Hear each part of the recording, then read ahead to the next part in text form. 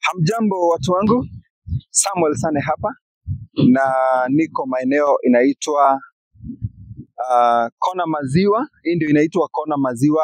After umetoka Kona Baridi, unateremka, unakuja all the way to this corner, ilikuwa mbaya sana, inaitwa Kona Maziwa.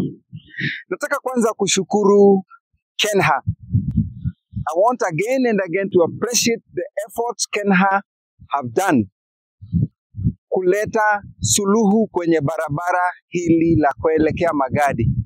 Nakumbuka nilimtembelea engineer Luka Kimeli pale barabara plaza, na akaniahidi ya kwamba atashughulikia, na akampa engineer Dorcas na engineer Dominic Kerira ya kwamba waje washughulikie hatari hii ambayo ilikuwa inatukondolea macho.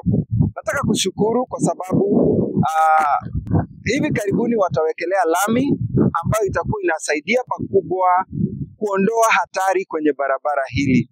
Pia waliniahidi wataweka zile road signage, wataweka rangi, wataweka zile signposts za kuonyesha kwamba kuna hatari ambayo mnaijua pale imekuwa ikileta hatari na ajali nyingi kwenye haya maeneo.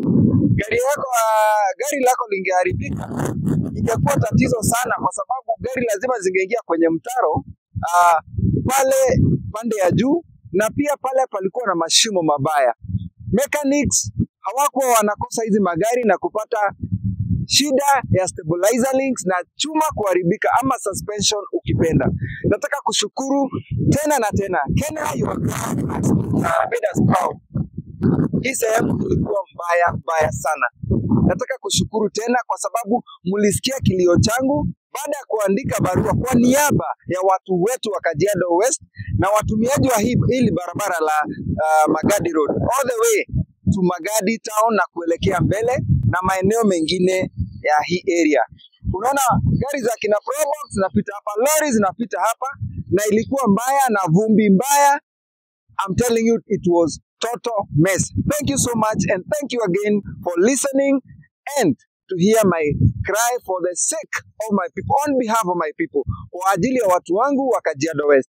God bless you so much, and I don't know how to thank you, but I thank you so much. Namkumbuka engineer Peter Mutua akinipigia, engineer Fred Safari akinipigia kuniuliza wapi hapo umeandika ni Kona Maziwa. Kona Maziwa ni hapa, and we really appreciate so much.